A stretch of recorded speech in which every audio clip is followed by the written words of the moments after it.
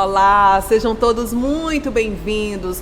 Damos hoje continuidade à nossa série de entrevistas com diretores de escola de Teresina e hoje eu tenho o prazer, a honra de receber a Marcela Rangel. Muito obrigada, Marcela, que você aceitou o nosso convite. Antes de começar as perguntas, eu quero dizer que ter você aqui hoje, eu acho que assim, é uma resposta de Deus às minhas orações. Eu achei que você seria tão difícil, tão inacessível, e para minha surpresa, eu cheguei lá no Dom Barreto, não peguei chá de cadeira, você me atendeu de primeira. Foi sorte ou você é essa pessoa acessível mesmo? Eu procuro ser. Primeiro agradecer, né, pelo convite. É muito bom falar sobre educação. É muito bom falar sobre nossas crianças, nossa história também. E eu procuro sim ser acessível. Assim, é uma coisa que eu aprendi em casa, que quando se é professor em tempo integral, né, e que existe esse compromisso da gente em dar respostas, em apoiar, em acolher. Então, só quando realmente eu tenho uma demanda muito alta, mas eu procuro sempre me disponibilizar tanto pessoalmente quanto pelo meu telefone. Até comentei que você dá seu telefone em reuniões. Todo mundo tem meu telefone, a gente coloca nas reuniões. Fiquei chocada. Porque isso é uma forma de acesso, né? De facilitar o acesso. Às vezes, com uma palavra você consegue amparar, ajudar, orientar. Então, eu acho que faz parte das escolhas que eu fiz. Eu confesso que eu fiquei muito surpresa. Quando eu comentei com pessoas conhecidas, próximas, que eu ia te chamar, disse, esquece a dona do Dom Barreto, ela não vai ter tempo. Disse, cá está você para provar que é possível. E eu fico muito feliz. Tem muito mito sobre o Dom Barreto. Vamos tirar todos agora. E Marcela, você tem hoje uma média de 4.700 alunos.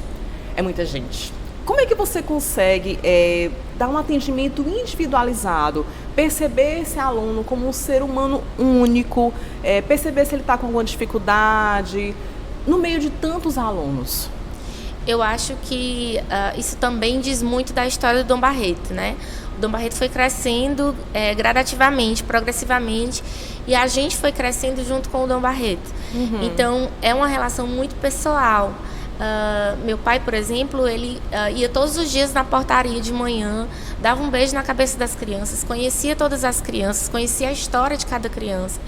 E a gente, mesmo crescendo, né, ao longo desses anos todos, né, são os 78 anos, a gente procurou crescer com esse mesmo viés, de que nós não somos empresa, né, de que a educação que a gente faz só tem sentido se houver uma relação muito próxima com o aluno, muito individualizada. Uhum. E graças a Deus eu não estou sozinha, né? Não sou eu só que dou conta, né? Uhum. Aliás, eu nem sei se dou conta. Mas toda a minha família está junto, né? A Camila, que é minha irmã, minhas tias, Bernadette, Márcia, Estela, Socorro, né? Estão juntos comigo o tempo todo. E a gente tem uma equipe de profissionais que é maravilhosa, fantástica, que veste a camisa da escola, que encara aquilo como a gente encara, né? Uhum. Como nosso, como partícipe, como fundante, como elemento essencial, e que realmente entende que é necessário muitas vezes extrapolar os muros da escola, atuar em outras frentes, né, para realmente participar da educação. Então é uma equipe que... Isso, a gente tem uma equipe enorme, tanto de pedagogos, quanto de psicólogos, né? A gente tem por exemplo, foi o primeiro lugar que teve psicologia educacional no Piauí, né? Uhum. Hoje a gente tem mais de 70 psicólogos, e de fato, mesmo crescendo, a gente não quer perder essa cara. A gente também tem o nosso limite de crescimento. Né? Isso pra gente é muito claro. Já pegando um gancho, né? E aí com relação ao teu limite de crescimento, eu quero te perguntar, conseguir uma vaga no Dom Barreto hoje não é fácil. Como é que está acontecendo? Assim, eu ouvi, você precisa de um aluno, de alguém que te indique. Se você for ex-aluno, você já tem ali uma mais chance de conseguir uma vaga. Tem que ajoelhar no milho. O que a gente precisa fazer para conseguir uma vaga no Dom Barreto? E por que é tão difícil? Eu acho que a escola ela veio crescendo conforme essa demanda, mas a gente reconhece que tem limites de crescimento. Uhum. Então a gente tem um norte, a gente não vai crescer a qualquer preço ou porque tem procura, necessariamente. Mas o critério para entrar na escola? A gente cresce diante de um planejamento do que a gente consegue dar conta. Sei. Então, Diante disso, hoje nosso público, a maioria, 80% a 90% do nosso público é de filhos de antigos alunos. Isso para a gente é um motivo de muito orgulho, porque você vê um antigo aluno reconhecendo querendo a nossa proporcionar importância pro filho. E querendo que o filho viva a mesma coisa, né? Se em algum momento a escolha não foi dele em estar na escola, mas a escolha de botar o filho demonstra que é o que ele pensa, que é mais adequado, é o que ele encara como um projeto de vida. Então, se alguém estiver pleiteando uma vaga no Dom Barreto, tiver um ex-aluno, o ex-aluno são prioridade. A gente acabou elegendo critérios, né? Quem tem irmãos na escola, sim, obviamente, para não ficar um filho em cada escola, ele tem prioridade absoluta. Depois seriam os filhos de antigos alunos. E indicação. E indicação, eles normalmente na cartinha que eles fazem ao preencher, hoje é online, né? Mas eles podem fazer uma indicação, né? E o terceiro elemento, a gente sempre reserva vagas para essa comunidade, para quem não é ainda da comunidade. E que eu não tive a oportunidade de estudar no Dom Barreto, mas meu sonho seria que meu filho estudasse. Sim. A gente reconhece isso, reconhece a importância disso, do valor que essas pessoas dão à escola. Então a gente sempre tem também um olhar para esses pedidos, perfeito, né? Muitas vezes a gente escolhe... lá tem uma carta, na inscrição tem assim, justificativa, por que você quer o Dom Barreto? Aquilo para mim significa tanto que muitas vezes a gente consegue abrir vagas, atender aquela... Por conta de um convencimento de que, olha, essa família é bacana, essa família acredita na gente, essa família sonhou com a gente. Sim. E isso pra gente é uma coisa de muito orgulho. Maravilha. Então a gente tenta absorver. Agora, na pandemia, a gente teve muitas restrições, né? Porque realmente a gente precisou limitar a quantidade de crianças por sala. Então, de fato, nesses 2 últimos anos, houve uma redução da oferta de vagas. Mas à medida que a gente foi conseguindo se operacionalizar, isso tem sido viabilizado. Inclusive, agora no meio do ano, a gente vai conseguir receber crianças, né? Já reorganizando a nossa estrutura. Maravilha. E Marcela, pergunta agora de $1 milhão. O Dom Barreto é uma escola difícil?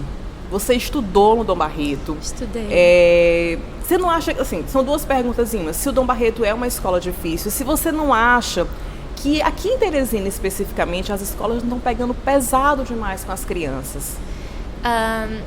Eu fui antiga aluna, não vivenciei outra escola, sempre vivenciei o Dom Barreto. E eu acho que a gente trabalha dentro de uma linha de oportunizar, né, de criar condições para que ele acompanhe.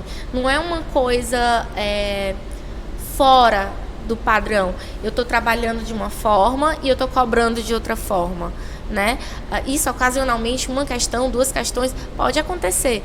Mas de uma forma geral, a gente trabalha dando condições, né, para que a criança progressivamente vá superando os desafios e progressivamente ela vai se acomodando, né, conseguindo acostumar com os desafios que são progressivos. O que eu penso, eu não posso julgar outras escolas, o que eu penso é que isso vem muito de acordo com o que a gente tem vivido fora da escola, né? Eu não posso imaginar a escola como uma coisa que não vai preparar para a vida. E fora os desafios são cada vez maiores, fora as cobranças são cada vez maiores, a exigência de que a gente lide com uma formação sólida, com adaptação às mudanças. Então, eu acho que o Dom Barreto permite isso, mas eu acho que o Dom Barreto é muito além do que uma escola que cobra uma média 7,5, né? Eu acho que faz parte desse pensamento a ideia de que eu estou me preparando para desafios maiores, eu tenho uma oportunidade de escolha a partir desses desafios, porém, eu acho que isso não vale a pena um adoecimento, né? Eu acho que tem limites, né? E que a gente sempre deve sopesar no que funciona para mim, no que eu não, o que está causando uma ansiedade, né? Não é o objetivo da escola o adoecimento. Muito pelo contrário. Mas aí tem muitas crianças que a gente sabe que estão adoecendo. Mesmo antes da pandemia, a gente percebe crianças com... sempre são fatores, são múltiplos fatores. A gente não pode apontar o dedo e dizer que o único fator é esse. Né? O único fator é porque tem uma cobrança excessiva da escola. Ela não tem, né? Eu acho que não é assim. Faz parte também da escola e da família estar falando o mesmo idioma, dizer a hora de parar, de ter momento de lazer, de ter momento de esporte. Isso é fundamental, de ter o seu momento religioso. Então isso é fundamental. E a gente tem que trabalhar entendendo que um tempo maior na escola, ele permite menos. Eu faço mais na escola e eu posso fazer menos em casa. O seu aluno, ele tem tempo ósseo? Ele tem tempo para brincar, você acha? Quando ele chega em casa, tem as tarefas de casa? Eu acho que é possível conciliar, sim. Eu acho que com uma boa organização de rotina, é possível ter tempo para tudo, né? É claro que a gente pode falar de menos tempo ou mais tempo, né? Sim, tempo cada aluno tem sua peculiaridade, né? Eu posso, por exemplo, ter uma dificuldade em matemática e isso me demandar mais tempo na resolução das questões, né? Mais treino. Posso, né? Como eu também posso ter um aproveitamento melhor em sala de aula e em casa eu fazer uma administração dos conteúdos que eu vi no dia. Sim. Né? Então isso tem crianças que aprendem mais escrevendo, tem crianças que são mais visuais. Então a gente tem que estimular os diferentes sentidos e como eu aprendo. Né? Mas a gente tem que estabelecer limites para isso também. A escola não quer do aluno 24 horas de estudo, isso não existe. Se você conversar com... A gente entende que é possível, né? A gente entende que é possível. Agora, quando eu acumulo, obviamente, sim, eu tenho que... Até porque, né, o aluno, ele aprende no momento de descanso, né? Como a academia, né? Você tem aquele efeito no músculo quando você descansa. Sim. E eu fico muito feliz de ouvir isso. Eu acho que a cobrança não tem que ser em nota. A cobrança tem que ser de aprendizado. Tanto em casa quanto na escola. Um dia eu falei isso para os meninos não tinham feito a tarefa, e eu fui conversar com eles. Seus filhos? Não, só tem um filho, pequeno, com os alunos, né? E eu fui conversar com eles dizendo exatamente isso. Olha, os pais de vocês, o compromisso de vocês, né, é com o processo. É com estar engajado no processo. Então, fazer tarefa nesse sentido faz parte. Mas eu tenho certeza que nós não somos a escola que manda mais tarefa. Sério? Não somos. É mesmo? Não somos. Informação aqui reveladora. Isso. Não então, é... assim, a gente acredita que, é claro, acumula. Às vezes acumula, né? Sim. Então, isso dá uma sensação, né, de mais cansaço e tudo. Mas é possível administrar. Eu acredito que é possível administrar.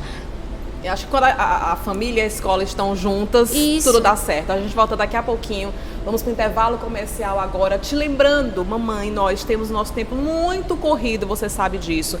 Tem um site fantástico do Armazém Paraíba, armazémparaíba.com.br. Você pode comprar tudo, desde berço, a sua airfry lá para você fazer suas comidinhas saudáveis. Todo aquele mundão do Paraíba está disponível no site. Entra lá, pode navegar à vontade e tem o Paraíba todo à sua disposição com apenas um clique. Acessa, faz suas compras e ganha tempo, que pra gente é fundamental. Eu volto já já. No Paraíba tem tudo para deixar sua casa mais bonita e ofertas em até 18 vezes. Tem Paraíba, tem tudo, tem tudo.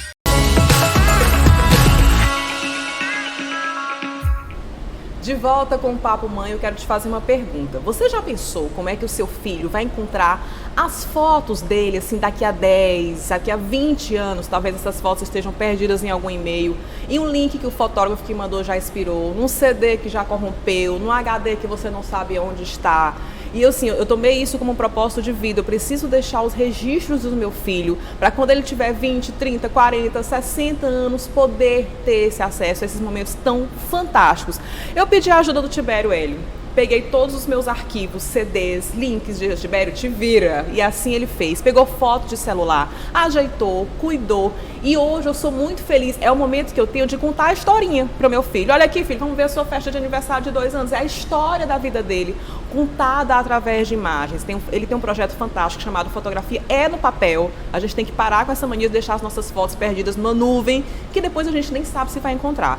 Põe as fotos do seu filho, organiza, o Tibério dá todo jeito, tem álbuns de todos os formatos para você deixar essas memórias registradas e compartilhar momentos lindos. É tão bom, né, Marcelo? Tão bom ter o albinho ali pra gente. Eu adoro ver as minhas fotos quando eu era pequenininha. É memória, né? E vem histórias. Nesse dia aconteceu isso, nesse dia aconteceu aquilo. É um presente assim que a gente dá para o nosso filho, para nossa família, para nossa vida. Ei, Marcela, continuando aqui o nosso papo, me tira uma dúvida. É verdade ou mito?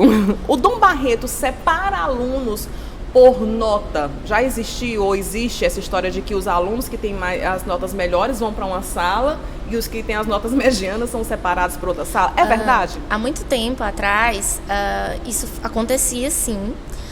Eram separadas as turmas por mas nota? Havia um objetivo. Exatamente que os professores conseguissem trabalhar de forma diferente, né? Respeitando os tempos, né? Os mesmos conteúdos, mas respeitando os tempos.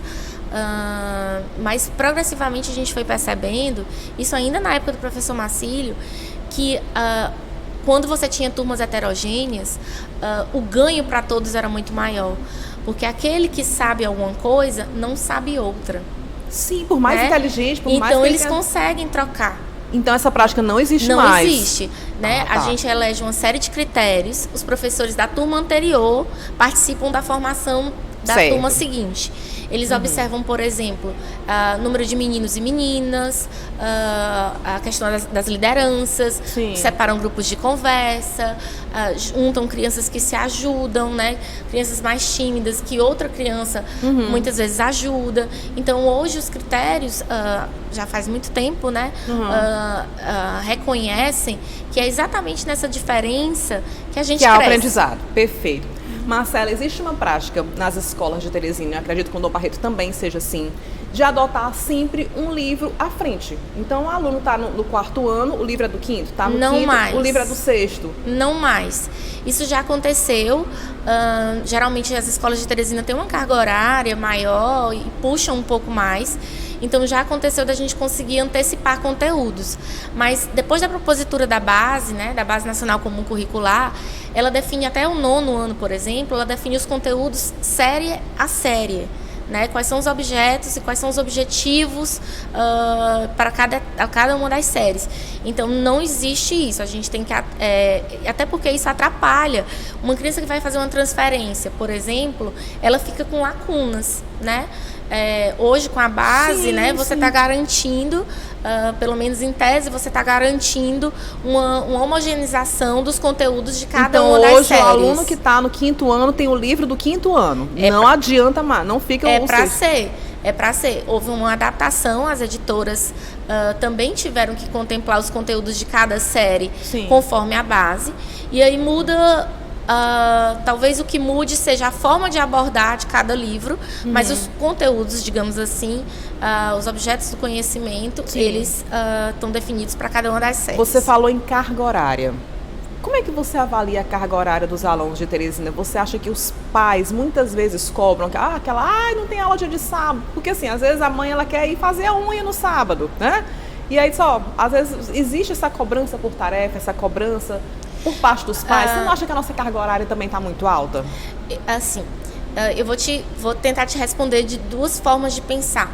Né? A primeira forma de pensar foi aquela que a gente entendeu que o melhor espaço para a criança e para o adolescente é muitas vezes na escola. Até porque não é só aula. Né? Acaba tendo recreio, atividade de educação física, de recreação.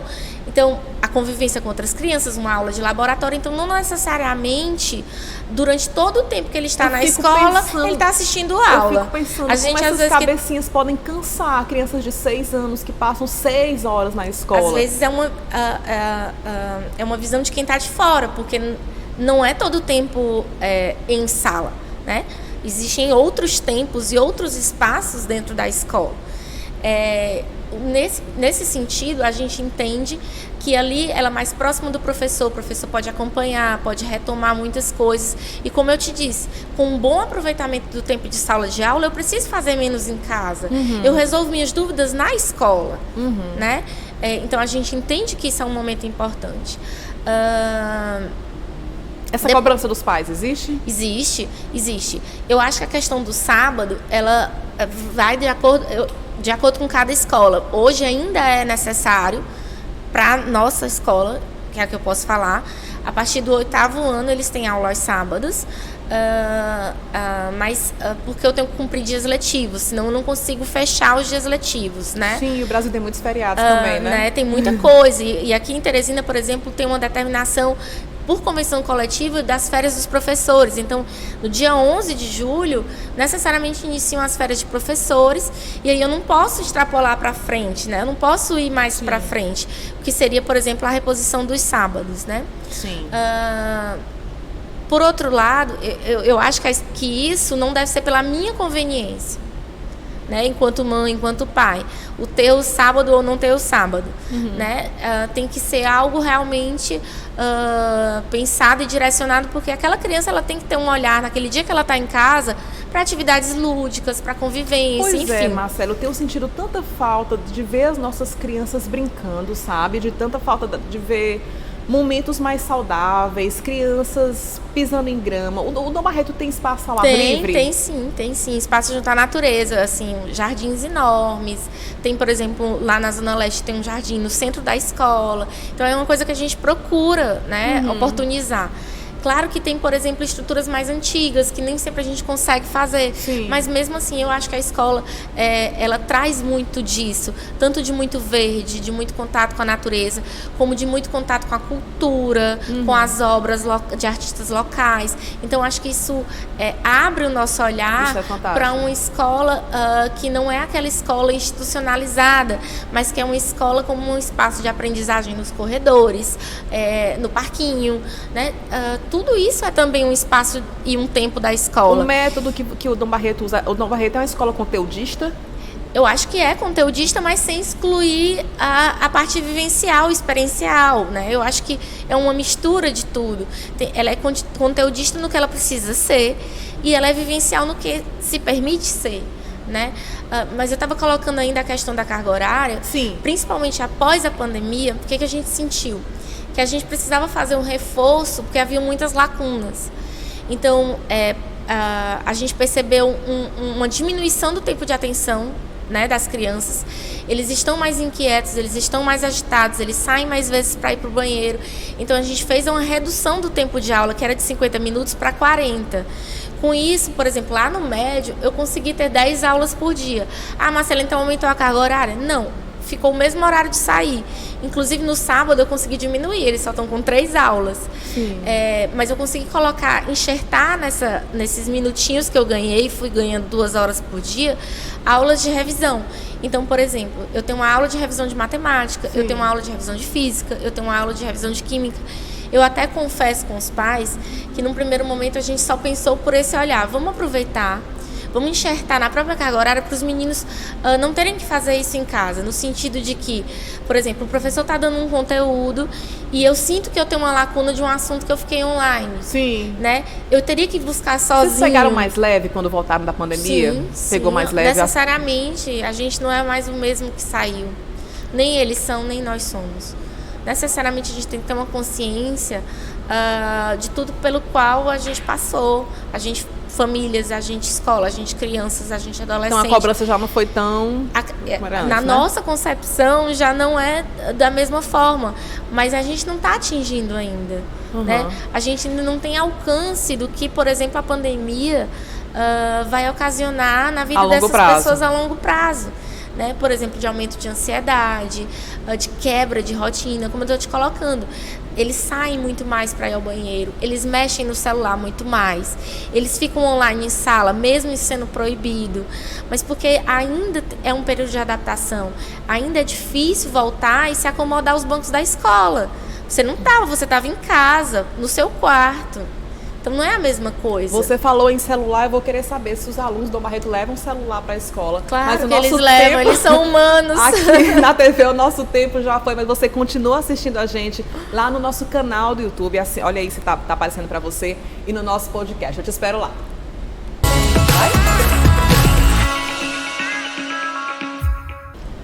Marcela, você permite que os teus alunos levem celular para a escola? Conta tudo. Então, eu acho que antes existia uma regra muito mais proibitiva, né? Sim. Do uso do celular na escola. Mas hoje em dia é uma realidade dos alunos, né? Então eles podem acessar no meio da aula, responder mensagens? Vai depender de cada professor. Então hoje a gente entende que o celular é uma ferramenta. Inclusive foi a ferramenta que eles utilizaram ao longo desses 2 últimos anos, sim. que não vai ser fácil tirar isso deles, Uhum. mas o que a gente tem argumentado é que esse uso deve ser consciente, esse Vocês uso deve ser maduro, porque tem trazido muito isso para a sala de aula, como eles estão muito ansiosos, eles acabam olhando, é um dispersor. Toda vez que chega uma mensagem no WhatsApp, você vai olhar, né? Gente, como é que ele vai conseguir prestar atenção na sala de aula e chega uma ativação ali e eles ficam então, mandando... Nesse sentido, a gente recomenda que eles não estejam com o celular. Mas o celular ele pode ser usado como ferramenta. Muitas vezes os professores acionam. Eu acho que precisa ter uma certa maturidade para o uso do celular. Sim. Isso tem que ser discutido em casa. Uhum. Né? O uso e as consequências do uso do celular, elas têm que ser discutidas em casa e na escola. Né? Mas hoje a gente tem que falar de uma coisa que está posta. E que o mais legal é trabalhar com o que está posto, conscientizando, né? Limitando usos, limitando tempos, limitando horários, limitando acessos. Eu não vou poder acessar qualquer coisa, né? E muitas vezes o professor pode sim utilizar dessa linguagem que é a deles para se aproximar. A gente tem grupos, né, dos professores e dos apoios do psicólogo, comigo inclusive, com os alunos do 7º ano em diante, todos têm grupo com a gente. Por quê? Porque é uma forma mais fácil, é a forma que eles usam para se comunicar. Por falar em forma mais fácil, também na pandemia os grupos de WhatsApp das mães, né, bombaram. Sim. Os grupos de WhatsApp estão te enlouquecendo? Olha, eu acho que isso tem que ser repensado, isso tem que ser discutido. Porque muita coisa que se discute nos grupos, que se coloca nos grupos, seria muito mais facilmente resolvida se levasse, né, direto para a diretoria. Se as pessoas fossem direto à escola. A escola tem mecanismos para a comunicação. Os nossos telefones, a ouvidoria, marcar reunião com o professor, com o coordenador. E não ficar discutindo ali. E não ficar aumentando, dando print, compartilhando, gerando uma outra demanda que às vezes não chega a nós. E quem conta um conto aumenta um ponto, né? Eu já ouvi. Você fala uma história quando ela vai lá então, na frente. Assim, eu acho uma ferramenta bacana. Inclusive, acho uma ferramenta boa de lembrança para as mães, assim, né? Eita, gente, hoje tem que levar uma caixa de leite. Né? É uma forma das pessoas trocarem informação, das pessoas entenderem que o que está acontecendo não está acontecendo só com o meu filho, né? De trocarem uma ideia, de trocarem experiências, de estabelecerem contatos que necessariamente vão para fora da escola, né? Seu filho não está numa ilha, aquele grupo vai ser o grupo de amizade deles, né? Então vocês vão conviver, vocês mães vão conviver também entre si, mas eu acho que aquilo tem que ser mobilizado de uma forma que não seja só que não seja uma forma, que seja uma forma construtiva, que chegue à escola com respeito, né? Que aquilo redunde num momento com a escola. Né? Eu posso, por exemplo, questionar uma determinada coisa e dizer, olha, eu percebi que outras mães também partilham da mesma ideia, né? E eu estou representando a turma do meu filho. Né? Às vezes a gente acha que tem que ser um fenômeno de massa para a escola nos ouvir, e não tem. Né? Então, eu faço o print da minha mensagem para a ouvidoria e eu peço para todo mundo ir na ouvidoria mandar a mesma mensagem. 20 mensagens não vão fazer diferença em relação a uma mensagem. O conteúdo da mensagem é que é importante. É como um elevador, que não adianta você apertar várias... Não adianta apertar que eu não vou mais rápido. Uma vez é suficiente, mas eu posso estar representando outras mães do grupo, outras crianças, outros alunos. Perfeito. Então, eu acho que a gente pode usar isso como uma ferramenta importante de comunicação, mas não única, e que tem que ir para além do grupo do WhatsApp. Né? Tem que ter uma preservação pós-graduação, às vezes a gente faz uma exposição da escola, não escuta, né? E é por isso que nós estamos aqui, para desmistificar tudo isso que muitas vezes a gente escuta, né? Eu, por exemplo, escutei essa história de que as salas eram separadas por nota. Agora já estou aqui com você dizendo que não é mais desse jeito. Ei, Marcela, me diz uma coisa. Vocês têm festividades escolares lindas? Tem a festa do livro, que é, assim, um sonho. Tem a festa das mães, que é encantadora. A festa do Natal e etc. Como é que são escolhidas as crianças que vão ser os personagens principais? São as crianças mais desenvoltas ou são as crianças mais tímidas? Como é que é feita essa escolha? Normalmente é uma escolha das próprias crianças, né? Quem é que quer ser esse personagem? E eles se indicam. Outras crianças são muito soltas, participam muito de leitura, dependendo da leitura, do tamanho do texto, ou tem facilidade com memorização. Tem crianças que são menos tímidas, mas eu acho que há espaço em todos os eventos para uma rotatividade das crianças. Nunca são as mesmas crianças fazendo tudo, obviamente. Eu te pergunto isso porque, assim, eu lembro que eu era, assim, um bichinho do mato. E aí, quando me colocaram para ser as personagens principais da escrita lá... Você desenvolve essa habilidade. A gente acaba desenvolvendo essa habilidade. Então, eu percebo que as escolas, muitas vezes, colocam as crianças que são mais desenvoltas para serem as principais e as que são tímidas continuam sendo tímidas e não é oportunizado essas crianças desenvolverem essas habilidades. Por exemplo, na festa do livro, a grande beleza da festa é porque os personagens se alternam e têm o mesmo espaço. Perfeito. Então eu não tenho um maior pirata só. Ou menor. Eu tenho 10 piratas. Eu tenho 20 piratas. Eu tenho a turma toda fazendo isso. Depois vem uma outra turma. Vem as flores rosas. Depois vem as flores amarelas. Então, a gente acaba permitindo que todo mundo tenha... Participe por igual. Fantástico. Eu acho que isso é o mais legal. Ei, Marcela, voltando a falar da história da pandemia, nós ficamos em casa com os nossos filhos e enlouquecemos com 1, 2, 3 crianças e imediatamente o nosso pensamento foi: minha gente, imagina uma professora que fica em casa, fica na escola com 10, com 20, como isso deve ser bem pago. Os profissionais do Dom Barreto são bem pagos? Vamos lá. Eu vou falar primeiro um pouco desse olhar da pandemia, que eu acho que foi um aspecto muito positivo. Das famílias reconhecerem, perceberem a importância da escola, né, como um espaço que é mais do que o conteúdo, que tem vivências, que tem convivência com outras pessoas, que tem acolhimento. Tanto é que vocês perceberam que não substitui o online. Nunca vai não substituir. Nunca. Que escola é mais do que isso. Houve também um reconhecimento muito grande do papel do professor. Por isso eu te pergunto. Da importância dessa pessoa na vida dos nossos filhos, da importância dessa pessoa, da dedicação que essa pessoa tem com o trabalho. Né? Então, isso contribuiu para um olhar sobre a profissionalização do professor, de valorização do professor. Então, eu acho que isso foi a melhor parte da pandemia. E o comentário foi esse: essas professoras têm que ganhar rios de dinheiro, minha gente. Porque eu que sou mãe não estou dando conta, imagina. Né? A gente, enquanto escola, procura valorizar o máximo possível o nosso profissional. A maioria dos nossos profissionais constroem história dentro da escola, crescem na escola, foram estagiários que se efetivaram, tiveram a oportunidade de fazer a pós-graduação a partir da escola, mestrado, doutorado. Então, ainda eu acho muito pouco. Eu não acho que eles recebam o correto, o justo, mas a gente tem que considerar também outros aspectos, né? Tem que fechar a conta, né? Tem que fechar a conta. Tem que fechar a conta. Então, e valorização vai para além de salário. Valorização vai para como eu respeito e como eu acolho esse profissional também. Tudo isso faz parte. Então, tudo isso faz parte. A escolha profissional não é no sentido de vocação, de maternagem, né? São meus filhos, né? A escolha profissional, enquanto professor, ela envolve uma escolha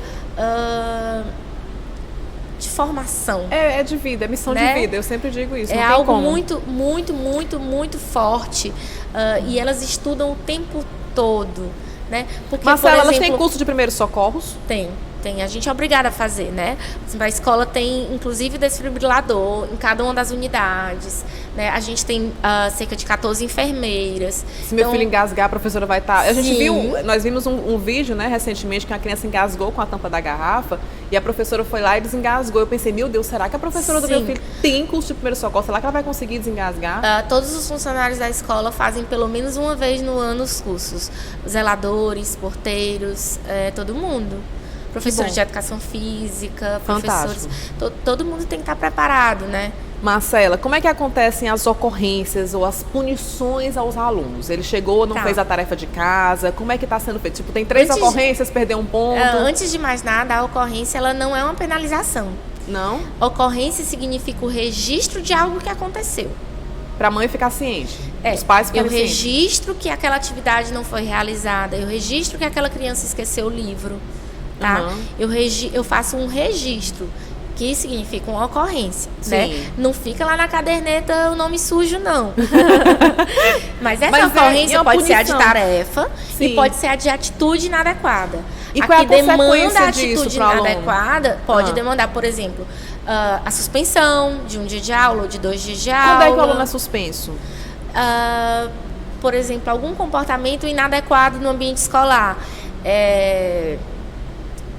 Bullying, empurrão, violência física. Foi desrespeitoso com o professor, estava conversando na hora da aula, por exemplo, o professor colocou para fora e registrou a atitude inadequada. Essas ensejariam, sim, uma suspensão. Mas existem outras formas de fazer aquela criança refletir sobre algo errado. Então, não necessariamente todos os casos ensejam, né? Sim. Mas pode ensejar. Às vezes eu penso que a criança vai achar bom. Oba, não vou pra aula, foi suspenso. E Marcela, você começou a trabalhar no Dom Barreto ainda junto com o professor Marcílio, com seu pai. Então eu acredito que você tenha pego 2 gerações, né?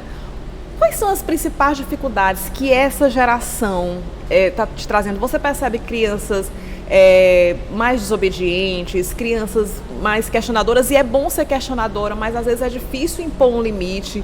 Eu não sei se é porque era mais fácil, eu sempre digo para minha mãe que foi mais fácil ela me educar do que está sendo para eu educar meu filho, porque está cada vez mais complicado, as crianças estão... Você percebe que existe uma diferença, a pergunta é essa, você percebe que existe uma diferença da geração anterior agora para essa geração, no sentido de fazer com que eles estudem, que cumpram, que entendam o que é importante a ser feito? Eu acho que o momento é outro. É muito desafiador. Não dá para comparar uma geração com outra. O mundo era outro, o que era oferecido era outra coisa, a presença das famílias era diferente. Então, era muito mais próximo, né? Era muito mais próximo, né? Por outro lado, eu vejo uma preocupação, um olhar com o diálogo com a criança que não existia há 20, 30 anos atrás. Criança nem sempre era ouvida. Sim. Criança, não, a gente conversa, a gente tem um olhar até sobre a aplicação de uma regra ou de um limite que não é de cima para baixo. Sim, sim. Eu aprendi, por exemplo, que o nosso filho não deve obedecer. E sim, né? Pensar e entender o porquê daquela ação. Né? Não tem que ser uma coisa refletida. Né? E esses são avanços que necessariamente formarão pessoas melhores. Né? Sim. Mas eu não tenho como comparar 2 gerações. Os tempos são outros, as demandas são outras. O que a gente tem percebido que essa geração que passou por um momento de pandemia, e isso você, eu, meu pai, minha mãe, todo mundo que passou por um momento de pandemia, nós não somos os mesmos. Sim, claro. Né? E respeitar isso, e entender isso é importante. Porém, a gente também não pode ficar vivendo no passado, né? Mas está mais difícil, da pandemia. Está mais difícil educar pós-pandemia. Os desafios são maiores. Os desafios são maiores por termos estado esse tempo longe. Sim. Né? Então é de restabelecer vínculos. Eu vejo assim, Marcela, muita criança com sequelas, sabe? Muita criança... na escola tem criança com ansiedade, criança com depressão. As escolas foram as primeiras a fecharem e as últimas a abrirem, né? E quando as crianças precisavam demais... Que é um absurdo, né? As crianças precisavam demais desse espaço. As crianças foram privadas desse espaço, a gente entende. É claro que essa não é uma determinação da educação, que essa é uma determinação da saúde, que estava acompanhando e monitorando os diferentes momentos da pandemia. Mas o que isso gera, as implicações que isso gera, fazem com que a gente tenha um compromisso e um olhar diferente para o momento que a gente está vivendo hoje. Sem dúvida. Né? É preciso acolher, é preciso acomodar, é preciso amparar, é preciso dar suporte, é preciso retomar, é preciso pisar no freio. Isso tudo é necessário. Né? Exatamente porque a gente entendeu, o mundo entendeu, que a questão não é conteúdo. Sim. Eu fico tão feliz de ouvir isso de você, assim, que está à frente, acho que da maior escola do nosso estado. E ouvir de você que a questão não é conteúdo é um cafuné na alma. Porque a gente ainda percebe muito isso. Eu vejo de uma forma muito clara as crianças com ansiedade, as crianças com depressão, a carga excessiva de horas e estudos, etc. Eu fico muito feliz que já tem essa sementinha plantada. Eu acho que aí. vai ter que ter um momento inicial de maior carga horária para poder acomodar certas coisas. Mas que esse tempo na escola seja só de sala de aula. Perfeito. Ei, Marcela, as crianças, na verdade, os bebês, eles estão entrando na escola cada vez mais cedo. Eu fico olhando, minha gente, aquela criança, ela ainda mama. Ela usa fraldinha, ela vai de chupeta para a escola. Qual é o sentido, minha gente? Vocês recebem a partir de 1 ano e meio, né? 1 ano. Já 1 ano agora, mamãe. 1 aninho. Qual é o sentido de uma criança de 1 aninho já estar cumprindo uma rotina escolar? Isso não é prejudicial para ela? É um bebê. Não, porque a escola para aquela fase foi pensada para aquela criança. Ela não é a mesma da criança do ensino médio. Não é a mesma coisa. Eu acho os estímulos tão significativos. Seu filho começou a estudar com que idade? 9 meses. Antes de 1 ano. Antes e para de 1 você ano. isso foi positivo? Ele não adoeceu? Para mim foi a melhor experiência que eu podia ter vivenciado, né? Existem as questões das gripes sazonais, né? Dos resfriados sazonais, enlouquecedores, que muito provavelmente ele ia gripar de um jeito ou de outro, porque eu trabalho na escola, eu levaria para casa. Sim. Então, mas a gente trabalha fora, a gente traz isso para casa. Mas os ganhos são mais significativos, né? Os estímulos são muito dirigidos, são muito pensados para aquela fase, para aquele momento da criança. A exploração de diferentes texturas, diferentes riscadores, o convívio com outras crianças, que ele não o convívio teria em com casa. Espaços abertos. Normalmente, a gente tem filhos únicos dentro de um apartamento. Então, nesse termo, o que entrar na escola significou para o meu filho? Um abrir de mundo muito grande, convive com outras pessoas, convive com pessoas diferentes. E convive o desenvolvimento dele também. Um estímulo muito grande à oralidade, repertório musical, exploração de sentidos de diferentes formas, atividades que muito provavelmente eu não teria condições de fazer em casa. Ou tempo, ou espaço, sim, ou recursos. Então, aquele momento é pensado para eles. Não é um momento de sofrimento, não é, pelo contrário. Por outro lado, também não é um momento só de brincadeira. Existe algo por trás de cada um dos projetos vivenciados. Eu né? percebo muito isso. Eu acho que as mães elas não entendem que quando a criança está amassando o papelzinho, ela já está preparando a mãozinha. Aquilo lá na frente vai ser muito significativo. O fazer com o papel, amassar o papel para fazer a chuvinha. Fazer a massinha. Amassar a massinha. Tinta no dedo. Pintar o pé, explorar diferentes texturas, né? A criança normalmente ali na areia, naquela primeira fase, né, tem um estranhamento. Então aquilo é um abrir de sensações, exatamente quando neurologicamente é a fase que tem maior plasticidade cerebral. Entendi. Né? De 0 a 2 anos é onde tem um boom diário. Todo dia aquela criança não é mais a mesma. Você percebe que os seus bebês eles são mais independentes quando estão na escola? Sim, com certeza. Com certeza. Começam a comer sozinho mais cedo. E ter a rotina escolar não é um ponto negativo, é um ponto super positivo. Porque, inclusive, afasta de tela. Sim, sim. Né? Afasta de tela, qualifica o olhar sobre aquela criança, sobre o que é oportunizado para aquela criança, o tipo de brincadeira. A gente aprende com o outro. Perfeito. A criança aprende a regra, não é com você. É com o outro. É com o outro, é no conflito. Eu disputando um brinquedo, eu entendo que eu não posso puxar assim que ela vai cair. E ela chorou, e ela não vai mais querer ser minha amiga. Não é porque a mãe diz, não pode puxar. Não é naquela hora que ela aprende. Ela aprende quando uma criança puxa dela e ela fica triste.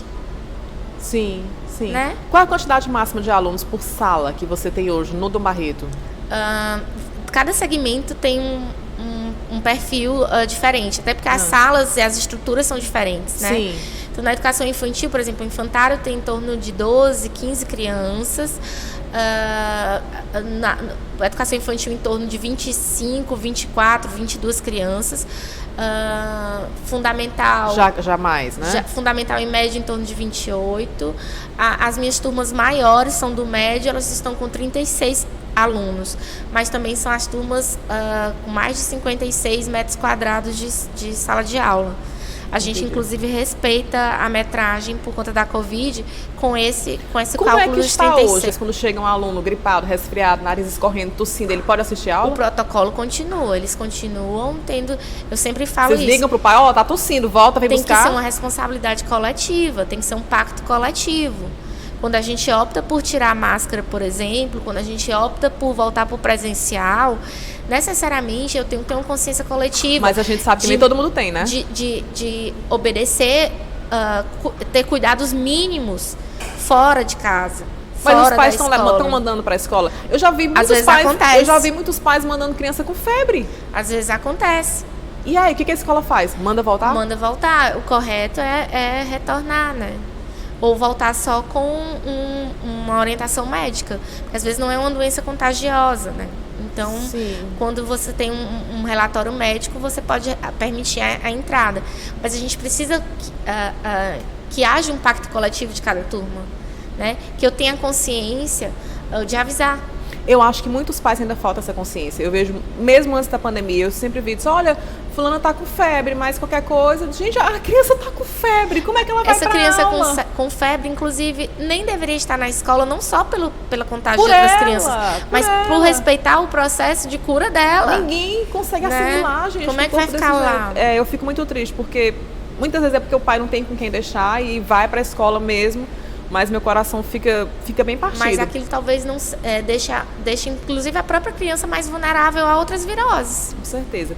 Ei, Marcela, você percebe que existe assim uma confusão de até onde vai a escola e aonde é que vai a família? Você acha que a família cobra da escola coisas que a família devia estar fazendo? Eu acho que dos dois lados, né? Eu acho que tanto da escola, que às vezes extrapola um pouco e se entende como comunidade, né?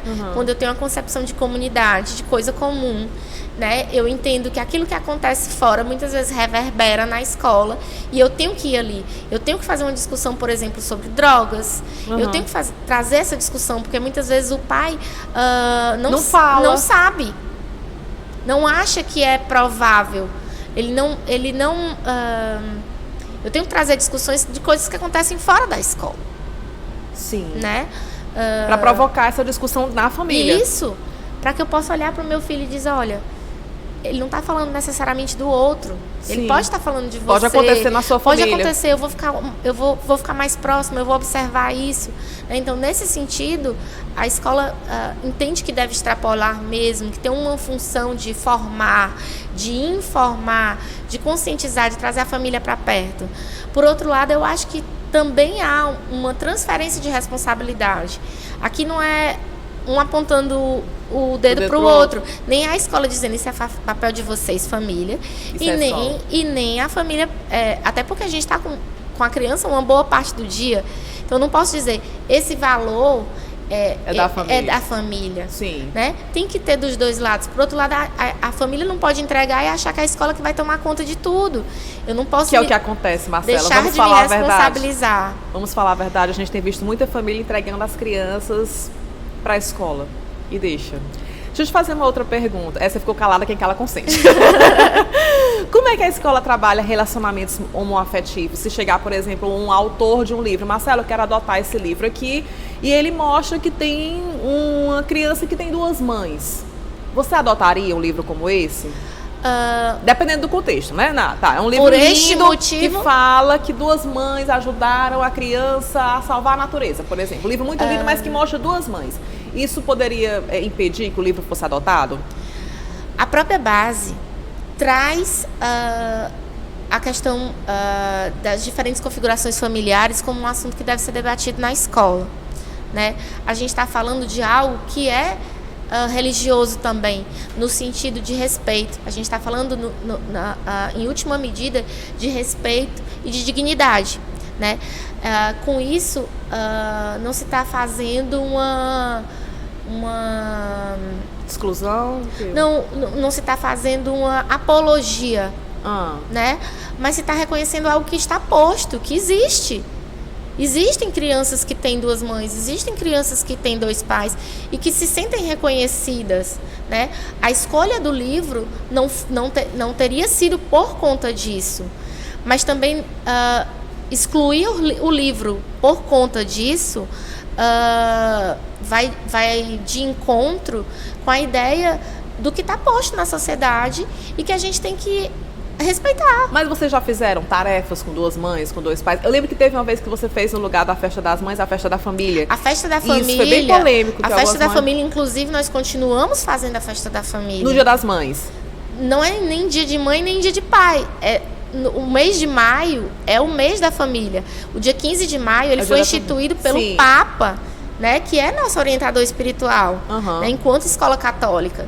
Não, eu me refiro a uma vez que o Dia das Mães foi substituído pelo Dia da Família. Né? O Papa fez a orientação de que se comemorasse o Dia da Família, que é uma orientação inclusiva em todos os sentidos.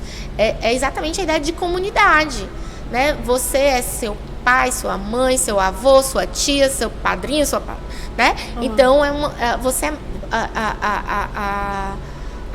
a percepção de que essa família faz parte de você. Sim, né? Sim. E foi nesse sentido que a gente percebe que tinham crianças que sofriam muito, por exemplo, por não conhecerem o pai ou porque já uma das pessoas tinha falecido. Então essa perspectiva é de acolher também aquela avó que faz tá no lugar parte, da mãe, sim. Né? Então, isso foi seguindo a orientação, inclusive, do Papa, né? Não é no sentido de, acabou o dia de mãe, acabou o dia de pai.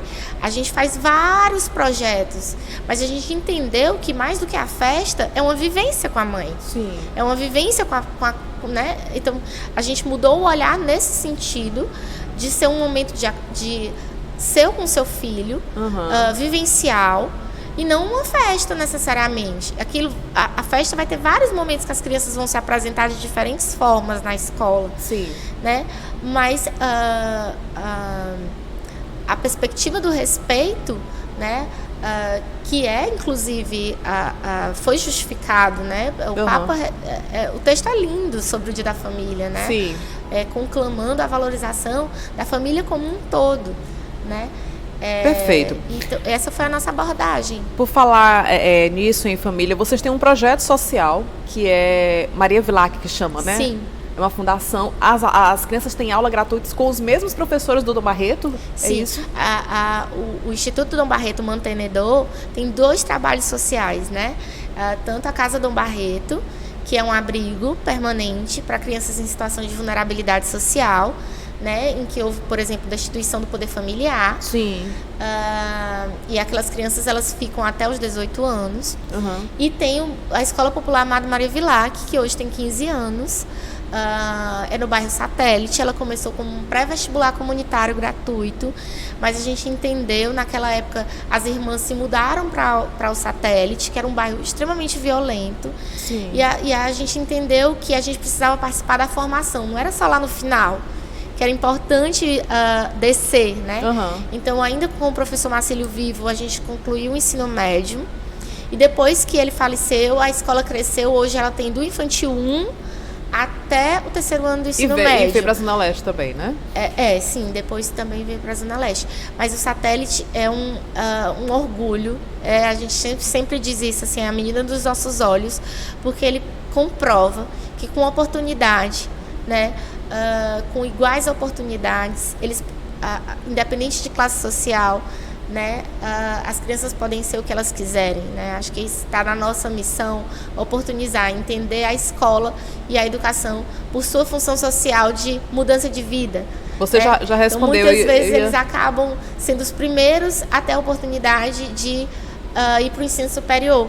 Então, hoje a gente tem, inclusive, egressos do VILAC, que são professores do Dom Barreto. Ai, que fantástico, E isso Marcela. é pra gente motivo do maior orgulho do mundo.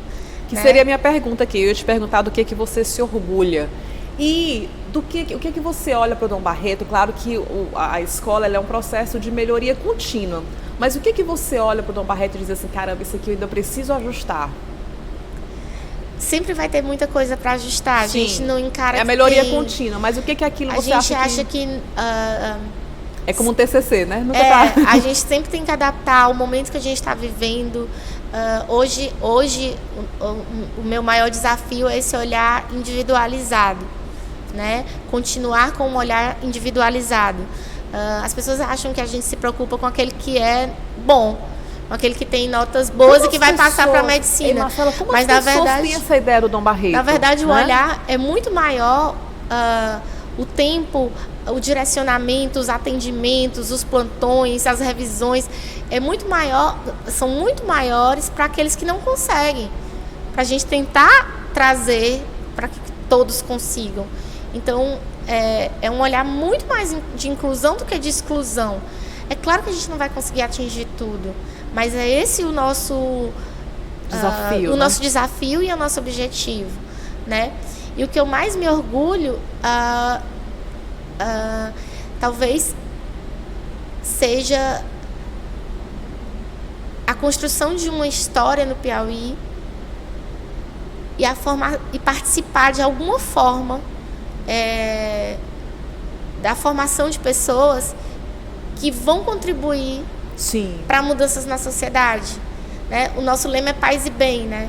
Então, eu acho que o conhecimento ele tem que ser usado em favor de realizar essa paz e o bem na minha comunidade. Ele não é um conhecimento que eu guardo aqui para mim, debaixo do braço. Sim. Ele tem que proporcionar mudanças, ele tem que ser instrumento, ele tem que ser viabilização de sonhos, realização de sonhos, ajudar as outras pessoas. Para mim, esse conhecimento ele só importa se ele for mobilizado. Perfeito. Né? Marcela, acho que cada um de nós tem essa função. Eu acho que hoje eu desconstruí assim, uma imagem que muitas pessoas que não... Eu percebo, sabe o quê? Que muitas vezes a pessoa ela não consegue a vaga no Dom Barreto, aí ela fala assim, também nem queria mesmo. E eu tinha assim, eu tenho muitos comentários e tinha essa imagem de ser uma escola extremamente difícil. Olha, quem entrou no Dom Barreto, inclusive já ouvi isso, você estudou no Dom Barreto, você está preparado para ir para qualquer lugar. Que bom! Porque, né? Mas a gente está falando de uma preparação que ela não é só formal.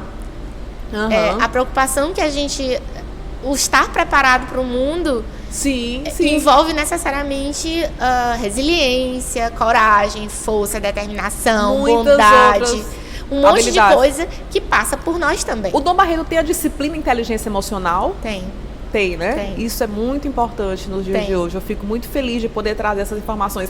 Teve alguma pergunta que eu não fiz que você gostaria de responder? Alguma coisa que você acha que precisa ficar claro, que as pessoas precisam saber, precisam entender? É isso, né? Eu acho que só o que elas precisam saber é que a escola está de portas abertas, né?